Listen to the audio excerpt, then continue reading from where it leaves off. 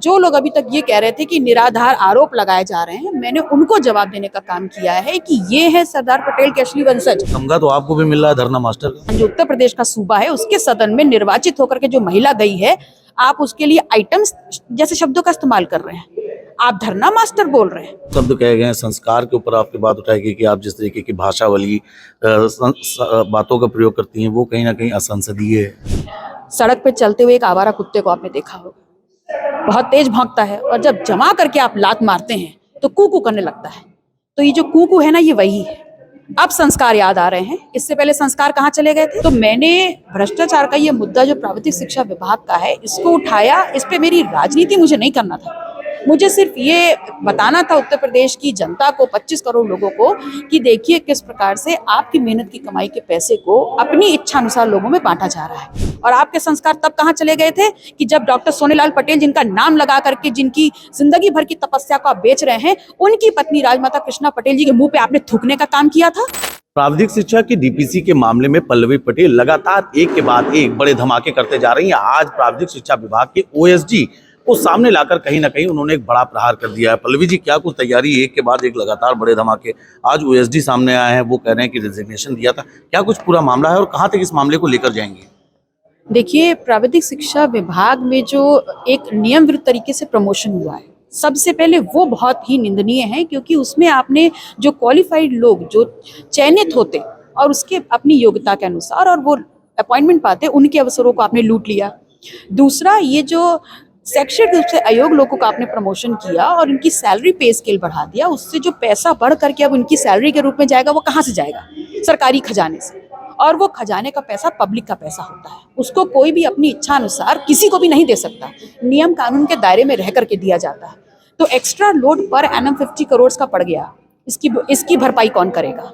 तो मैंने भ्रष्टाचार का ये मुद्दा जो प्राविधिक शिक्षा विभाग का है, इसको उठाया। इस पे मेरी राजनीति मुझे नहीं करना था, मुझे सिर्फ ये बताना था उत्तर प्रदेश की जनता को, 25 करोड़ लोगों को, कि देखिए किस प्रकार से आपकी मेहनत की कमाई के पैसे को अपनी इच्छा अनुसार लोगों में बांटा जा रहा है, किस प्रकार से आपके लिए जो निहित अवसर हैं उनको लूटा जा रहा है। सिर्फ इतनी सोच थी। अच्छा, तो आज प्रेस कॉन्फ्रेंस आपने की, इसमें कहा कि जो डीपीसी हुई है उसको लेकर हाईकोर्ट का स्टे था, तो चूंकि मामला न्यायिक प्रक्रिया के क्षेत्र में चला गया, तो न्यायिक प्रक्रिया के तौर पर इस पे कितना बड़ा आगे कदम उठाएंगे? क्योंकि कहीं ना कहीं एक तरीके से जो आपने प्रेस कॉन्फ्रेंस की है, तो ये कंटेम्प्ट ऑफ कोर्ट भी आ रहा है। देखिए, मैंने आज जो प्रेस की है उसमें मैंने राज बहादुर पटेल जी को आपके सामने लाई हूँ। इसलिए लाई हूँ क्योंकि वो उसी विभाग के कर्मचारी रहे जिन्होंने एक एक चरणबद्ध तरीके से एक एक जो कार्यवाही हुई है उसको देखा है। और जो लोग अभी तक ये कह रहे थे कि निराधार आरोप लगाए जा रहे हैं, मैंने उनको जवाब देने का काम किया है कि ये है सरदार पटेल के असली वंशज राज बहादुर पटेल, जिन्होंने अपनी ईमानदारी और अपनी निष्ठा से, अपनी सच्चाई के द्वारा बहुत आसानी से वो उस लूट का हिस्सा बन सकते थे, लेकिन उसके अलग हट करके उन्होंने उसका विरोध किया है। लेकिन आशीष जी कह रहे हैं असली वंशज तो वो हैं। देखिए, जो असली वंशज सरदार पटेल जी का होता है, वो सच्चाई और ईमानदारी पे चलता है, वो झूठ और लाग लपेट नहीं करता, वो दूसरों पे आरोप नहीं रखता। और शायद इसीलिए मैंने राज बहादुर पटेल जी को आज सामने लाए, क्योंकि उन्होंने ईमानदारी और सच्चाई का प्रतीक बना करके सरदार पटेल के वंशज होने का आज जो एक फक्र होता है उसको जिया है। वरना ऐसे ही नहीं, उनके परिवार और उनको लगातार टॉर्चर किया जा रहा है, धमकियां दी जा रही हैं, इमीडिएट इफेक्ट के साथ उनको ट्रांसफर दिया जा रहा है। किस लिए? क्योंकि सच्चाई और ईमानदारी से उन्होंने काम किया है, ये उसका रिजल्ट मिल रहा है उनको। बल्कि सरकार को उनको प्रोत्साहित करना चाहिए था। तमगा तो आपको भी मिल रहा है धरना मास्टर का। देखिए, जिन लोगों को बहुत आसानी से बिना कुछ करे मलाई के रूप में दलाली करके जो अच्छी अच्छी पोजीशंस मिल जाती है ना, उन लोगों को धरना और जेल जाना, लाठी खाना, संघर्ष करना, ये समझ में नहीं आता।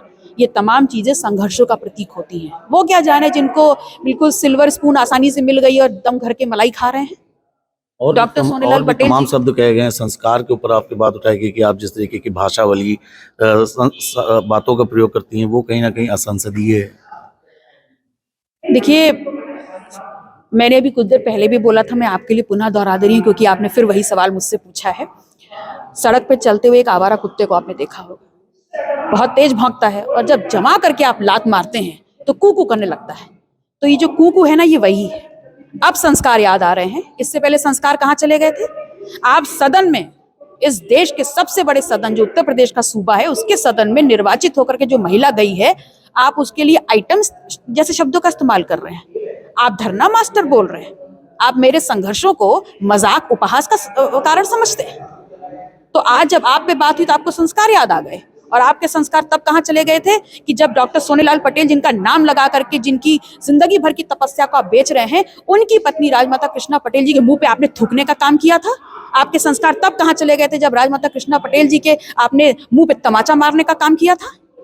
एक सवाल पल्लवी जी और लेना चाहेंगे। एक तरफ जब शुरुआत में आपने मुद्दा उठाया तो लगातार ये बात कहा जा रहा था कि ये मुद्दा फर्जी है, फालतू है, लेकिन कहीं ना कहीं देखा जाए तो इस पूरे मामले को लेकर अब प्रेस कॉन्फ्रेंस भी करनी पड़ गई है। मीडिया सूत्रों में लगातार इस बात का दावा भी किया गया है कि सीएम योगी से मंत्री ने मुलाकात की और दिल्ली तक दौड़ लगा रहे हैं। इस पूरे सिनेरियो को एज ए विधायक आप किस तरीके से देखती हैं?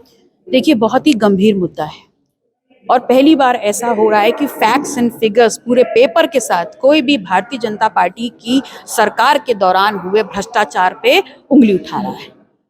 और सरकार पूरी तरीके से लीपापोती में लगी हुई है। और उस लीपापोती में जो लोग शामिल हैं वो ये भूल गए हैं कि आप इन फैक्ट्स एंड फिगर्स को, जीते जागते लोग जो इस प्रक्रिया से अपने आप को हटा लिए हैं, जिनको लगा ये गलत है, ऐसे राज बहादुर पटेल जैसे लोगों को आप प्रताड़ित करके उनके हौसलों को कम नहीं कर सकते। जो गलत है वो गलत है और पूरा समाज उनके साथ खड़ा है, तमाम सामाजिक संगठन उनके साथ खड़े हैं, पल्लवी पटेल उनके साथ खड़ी है। और मैं आह्वान करती हूँ कि पटेल समाज, डॉक्टर सरदार पटेल के वंशज राज बहादुर पटेल के साथ अगर कुछ भी हुआ तो सरकार को सड़क पे इसका अंजाम भुगतना पड़ेगा। एक अंतिम सवाल संक्षेप में आपसे चाहिए। लगातार धमाके कर रही, आगे को लेकर भी कुछ तैयारी है? देखिए, हमने तो सरकार पे सौंप दिया है कि जांच करवा दीजिए और बाकी क्या कहें, हम तो धरना मास्टर हैं ही। क्या फिर धरना देंगी? अब देखिएगा आगे क्या होता है। तो देखिए, एक बड़ी बात सामने निकल कर आई है। पल्लवी पटेल ने साफ तौर पर कहा है कि तमाम ऐसे साक्ष्य और प्रमाण के साथ उन्होंने सरकार से शिकायत की है, लेकिन उसके बाद भी अभी जांच का कोई निष्कर्ष नहीं निकल कर आया है। देखने वाली बात ये होगी कि पल्लवी पटेल के ऊपर जो शब्दों का प्रयोग किया गया था, उन्हीं शब्दों का फिर से प्रयोग करके पल्लवी पटेल का कहना है वैसे तो हम धरना मास्टर हैं, फिर आगे क्या कुछ करेंगे। लखनऊ से अनादि टीवी के लिए नीतीश मिश्रा। अगर आप इस वीडियो को YouTube पर देख रहे हैं तो चैनल को सब्सक्राइब करें और बेल आइकन दबाना ना भूलें। अगर Facebook पर देख रहे हैं तो चैनल को लाइक करें।